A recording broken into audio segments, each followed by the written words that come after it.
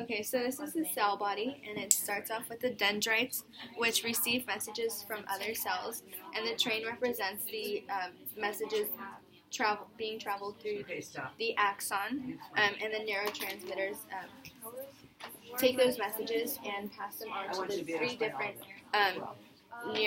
nervous systems. Neurons, and the three different ones travel through the terminal branches, and they're the motors, interneurons, and everything's coordinated well. Use the words and cerebellum that there's balance in terms of and then this whole section sort of represents the whole brain structure.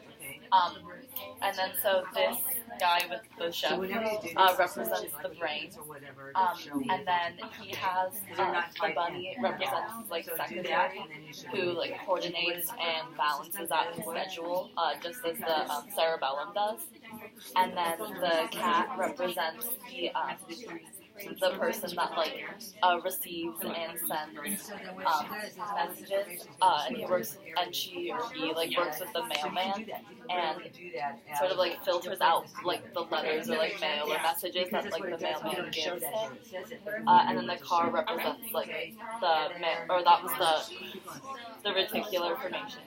And then the car right there represents the thalamus that gives the messages to the reticular formation, which then filters out those messages to give to the brain. And then since these structures are part of the old brain structure, they're under this building, which it represents a city council building, and the brainstem as well back here, because it's just it more. down, It's just going to be there. It's just there. You don't have to think about it. You don't have to go ahead. It's there for you whenever you need it.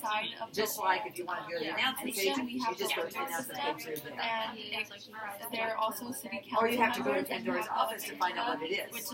You have to walk down, use the skeletal system, use this volunteer message. This you can go ahead, it's already there for you. So just make sure you try those place and know it well enough. Talk about it in the school, you can come back, do the pencil, good. And what I would do is take it outside, since yours is small enough to do that.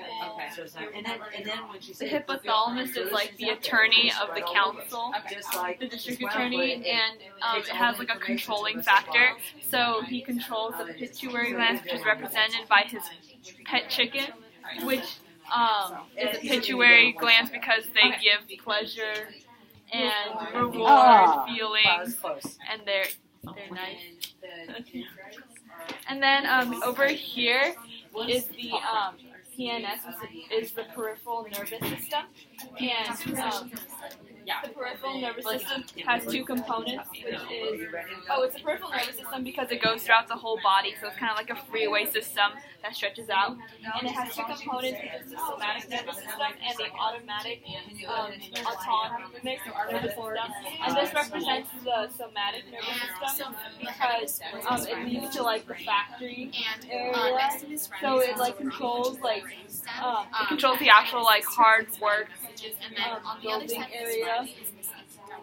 And then this is the automatic nervous system. It's also split and has two functions, which is the sympathetic nervous system and the parasympathetic nervous system.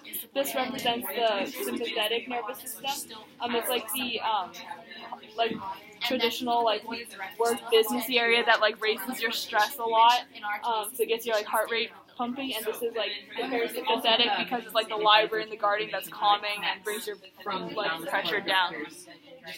And this is the adrenal gland, part of the body.